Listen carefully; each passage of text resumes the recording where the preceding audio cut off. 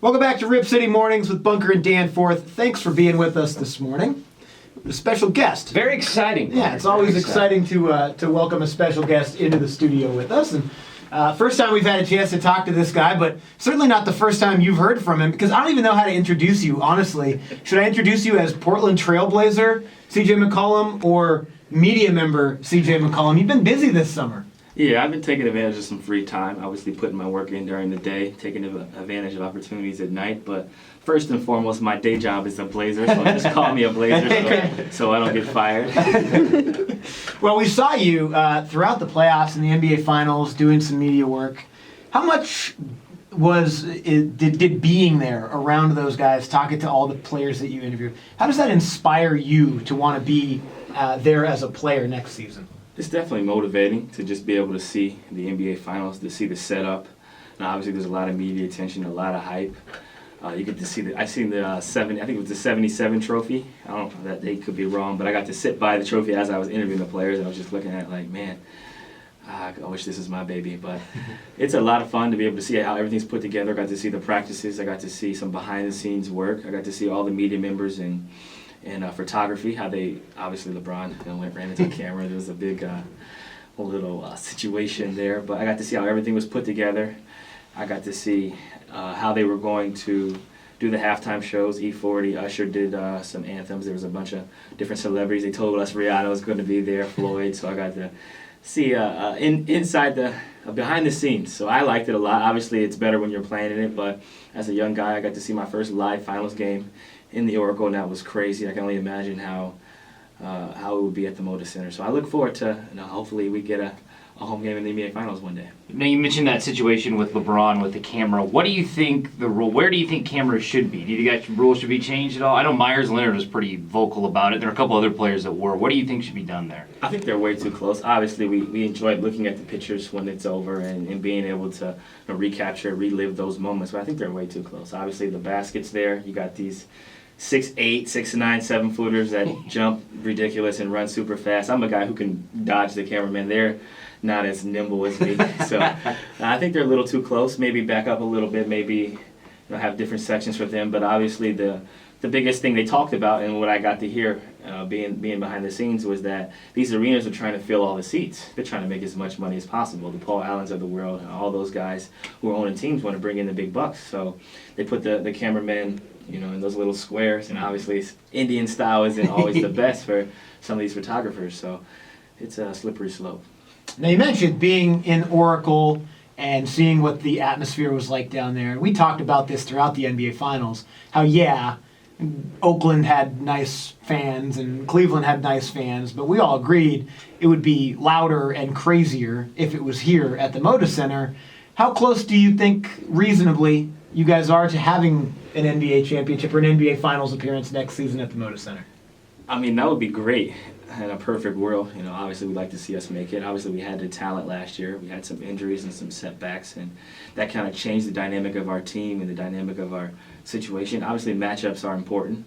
You got to get lucky, get healthy, and just click at the right time. I think the Warriors were clicking at the right time. They had a relatively healthy team throughout the entire season. I think Steph played his career high in games. Obviously Clay has been healthy his whole career. Besides David Lee, I don't think they had any real injuries, and tip your hat off to them. But obviously, with our roster, depending on who we get back, I think there's no reason why we can't compete for a title. So we're talking to CJ McCollum. The first time we got a chance to talk to him, Blazers guard, and we got a lot of off-season stuff we want to get to with you. But just going back to the playoffs, you were a huge spark in that playoffs, and I was amazed at how aggressive you were, especially in transition. And I think that was something that was so desperately needed for a long time. Was that a conscious decision? Was that something you saw on film, or was that just in the flow of the game? Like, how did you decide to be aggressive and attack the hoop so much in the playoff series? I think it was a combination of all those things. Obviously, consciously, I was aware of it. They're a great half-court defensive team. They thrive in making you grind it out and kind of play their style in the grind house, as they like to call it, in Memphis. So I watched film. I broke everything down. I knew where I was going to get my shots from. I knew LA and Dame, they were going to get their shots in certain areas. But for me, being a guy I'm not the first option, I'm not the second option. So I got to find my way, in transition, in those, opportunities to where it's a direct line drive, or maybe I have an ISO situation where I'm catching it on a reversal and I'm able to attack. So that's kind of how, I've played like that my entire life. Obviously, I get ISOs and stuff like that in college and a lot of pick and rolls, but in the NBA, you just got to maximize, your opportunities, and maybe they're limited at first, and then you capitalize on them, and coach may throw you a bone, or Dame might call a set, or LA might give you a kick out. So early on, I missed shots, game 1 and 2. I had great looks. I missed some layups. I missed some floaters. I missed some open threes, but I wasn't going to be discouraged because it doesn't get no worse than 3 for 20 or whatever I shot. So I just knew, like, in my mind, I practiced a lot. I put a lot of time in. It's only a matter of time before shots drop. And game 3 was at home, and I just played my game, got some transition buckets, and got going. Do you feel like LaMarcus was calling you out after game 1, or who do you think he was calling out after game 1? I don't think he's necessarily calling anybody out specifically. I told him I got to be better, and I will be better. It's only a matter of time. He knows that we are young. Obviously, you kind of heard him saying, like, a lot of these guys haven't played meaningful minutes in the playoffs, and that was true. I played 6 to 12 minutes of garbage time in the playoffs my rookie year in the series when it was over. So that was your first time with the lights really on, and maybe it was excitement, maybe it was nerves, I don't know what it was, but I just missed shots. And once I settled down and seen the ball go in once, he knew I was going to be ready to play. And I think, I don't mind guys calling me out. I knew I was terrible in those games. I wasn't dependable, so it was important for me to be consistent and finish strong. We like to do a thing here on the show on Fridays called Sporkle Quiz Fridays. We take a quiz, essentially. And the quiz that I took last Friday was, name all of the guys that led a playoff game in scoring in the 2015 playoffs. There's like 34 different guys. You're one of them, because you led the game in scoring in Game 5 with 32 points. And everybody remembers the success that you had. Of course, the season didn't end the way that you guys wanted it to, but the silver lining probably is the success that you and Myers put together in the playoffs. How do you think that playoff performance, especially in Games 3, 4, and 5, will carry over and propel you into next season? I think it helps immensely. Obviously, it's a confidence booster because I know what I'm capable of as an individual. I put a lot of time in. I work out with Dame. I work out with a lot of guys who are at the highest level, all-star caliber. So I know what I'm capable of. It's more about translating that to the games. So I think it was important for the staff to see that the work translates to the games, that I can play, meaningful minutes down the stretch and hit big shots and be a guy who can be counted on. I think it was big for our organization. Obviously, Neil has a lot of faith in us. He has a lot of confidence in us, taking us, where he took us and thrusting us into the offense. And obviously we're around here in the summer putting our time in. So it was only a matter of time before it showed in the games.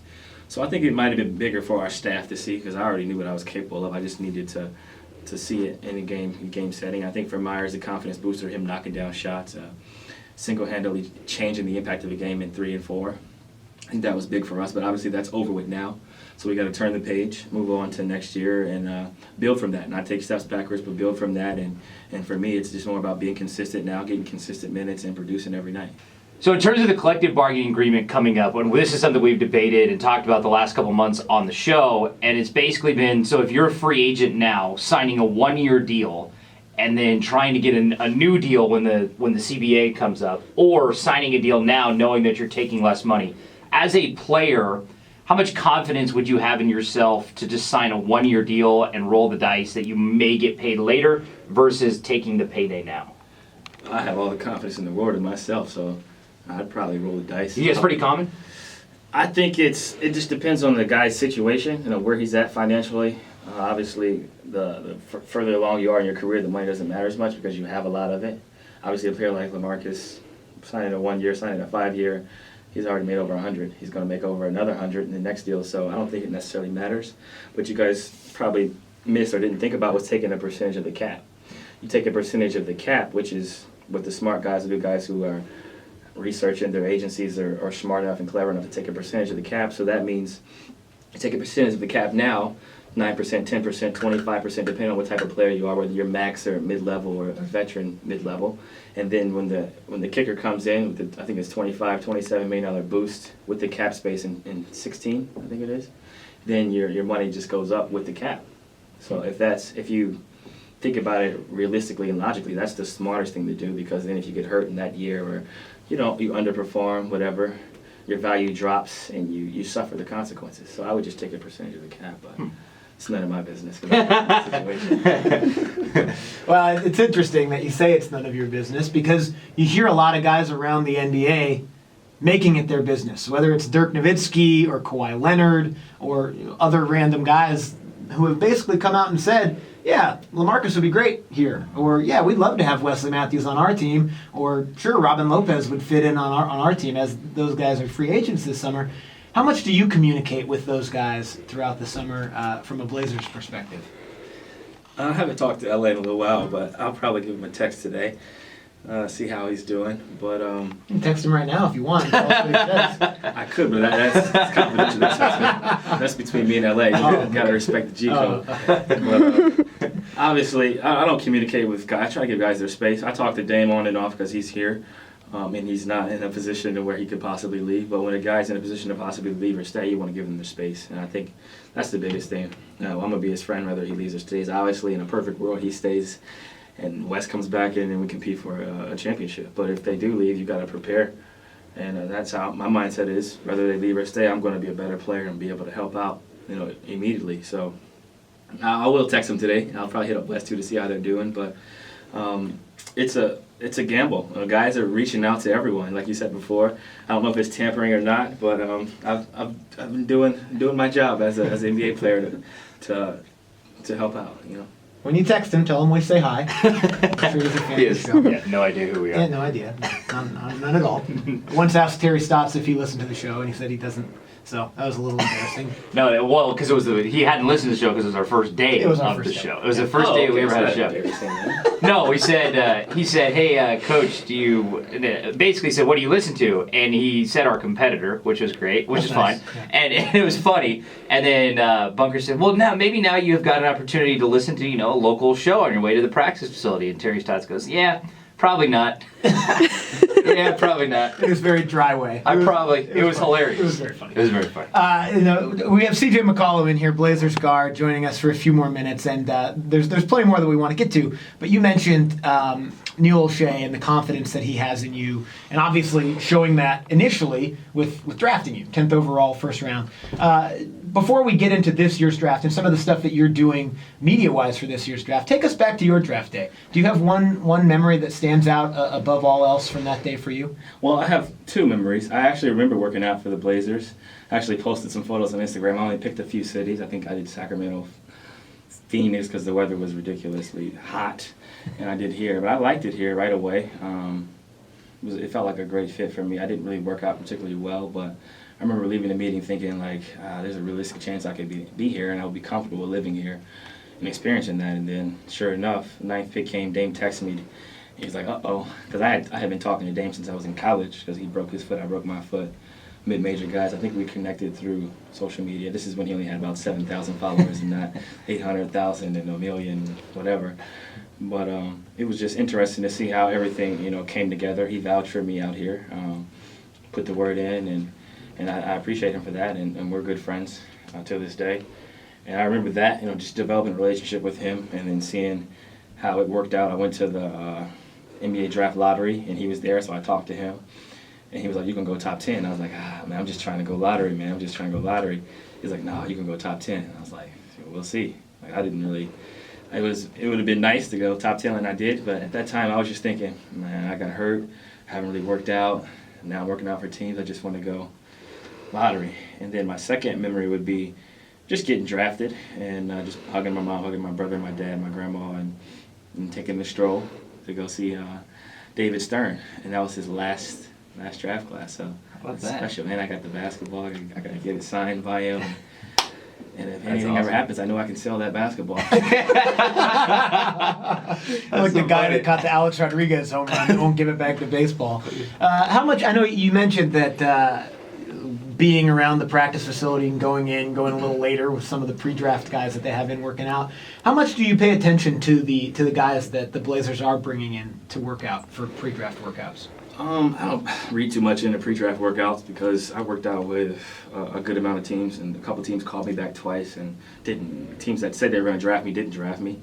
So it doesn't really mean too much. When draft day comes and you start to see movement in the draft, you start to see pieces falling or going higher than expected, then you start to pay attention. Obviously at 23, we couldn't make movement, and it's to be seen. It's still to be determined, but I pay attention to positions. Obviously, we brought in some guards, we brought in some bigs, some 3s and 4s. So it'll be interesting to see what happens. I think it's more indicative of what LA does based on who we draft, and hopefully we find out what he's going to do soon, but he has a little while to decide. How much do you guys, because you mentioned social media, how much do you guys keep track of that versus like how many followers Myers has, or do you guys give each other a hard time with that? A way to keep score? No, I don't. I think it's good for your brand building and interacting with fans. Dame's been stingy lately. He hasn't been posting about me or shouting me out or tweeting at me or tagging me. Well, he's in Tokyo, so I mean, That's no excuse. There's He's my break. Wi-Fi. There's Wi-Fi everywhere. He owes me monthly tweets. Does he really? You got an agreement? Because I need to get to 100,000 followers. And he knows what he needs to do to get that done. But Myers does a great job on social media. We joke with each other all the time. And it's just more about having fun with it. People will judge you and say, oh, you should be working out or whatever. But it's like, look, there's 24 hours in a day. I'm not going to work out for 24 hours in a day. All I got time. It's not realistic. People don't work 24-hour days. Like, why would I? And it's the You'd off be exhausted. Yeah, it's impossible. So it's funny to interact with fans, and then when you tweet during the playoffs, they're like, you're right, I'm on the couch. And it's like, you're right, I am on the couch. And so are you. That's accurate. You went to work this morning, and so did I. And then I came home and watched the game just like you did. So it's a job, and Yeah. that's how I'm handling it. But you listen to you talk about the interaction with Damian on social media and in person and Myers and the friendships that you guys have developed. It's pretty obvious to tell that there's a really good chemistry within the core of the Blazers team right now. And we talk about how that starts from leadership, whether it's Neil O'Shea or even above that. And Terry Stotts on down into you guys. When you look at guys that are maybe going to come in free agency or guys that are going to come in through the draft, what's the most important characteristic that someone needs to have to come in and fit into what you guys have right now with the Blazers? I think they need to have a good personality, be selfless. Obviously, we didn't have any real problems in the locker room. There was no airheads. There was no real selfish, egotistical players on our team. Everybody was relatively young. Caitlin's a little on the old side. Everybody was relatively young, had a good personality, joked a lot, and didn't take themselves too seriously. You can't have people that take themselves too seriously because this is just a game of basketball. And obviously, friendships are going to be built. You're going to have cohesion and chemistry. So, I think there's a lot of good character guys out there. They do a great job of picking players to mold and fit in with personalities because everybody's different. We're all weird in our own ways. It's more about, what you can put up with, what you can withstand. When you're heading out to the NBA draft, what are you doing for that? I'm flying out tomorrow, Tuesday. Well, scratch that. I'm flying out on Tuesday. I'm going to be doing a number of things. Hopefully I can get a mani-pedi. That's first things first. Yeah. But How much do you pay for a mani-pedi? it depends. And out here, I get the Milk and Honey Deluxe, Okay. which is amazing. All right. We'll talk about that later. Okay, perfect. Yeah, let's I'll do give that. you some info on that. But for the draft, I already wrote an article about the draft on 5 sleepers. So that'll be released in the Players Tribune right before the draft. I got a list of names I'll read off. How's that website going? It's going well. It's getting a lot of attention. Obviously, they've gotten a lot of different athletes to step up and write stuff, from Danica Patrick and to Russell to everybody. Obviously, Jeter's the face of it, and he's the man. He's above my fireplace. I have his jersey signed. Do you really? Yeah, he signed his middle name too, That's awesome. Which is? which is very rare. And I don't know, I can't read it. Oh. Sorry. And then secondly, for the draft, I'll be doing a round table. I think it's going to be with Chris Grant and Jerry Stackhouse. We'll sit down with players and just kind of give them a glimpse of the present, past, and future, so to speak, with Chris Grant, who's been an ex-GM, and Stackhouse having played in the league and now working, for the NBA and various other things, and then me, who's a player and I'm a man of many talents. That's right. And I'll actually probably do some live coverage of the draft as well. Yeah, Charlotte. How do you think Charlotte will be as a host for an All-Star? When is that? They just 2018, they just announced it Monday. Yeah. great So you're heading to city. Charlotte, CJ. Great city. Charlotte's not bad. I had a family reunion there before. It was okay. I spent New Year's in Charlotte last year. It was the worst New Year's I've ever had. Michael Jordan challenging everybody to one-on-one. Maybe that should be part of the All-Star festivities out in Charlotte. My point is, if Charlotte can get an All-Star game, we definitely Yeah. should have a shot. No offense to Charlotte, no offense to Oregon, but I'm just saying.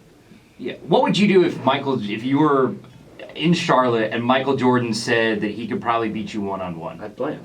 Would you? Yeah. You'd prove it? And what would happen? Prove it. What if he beat you, though? He's Michael Jordan.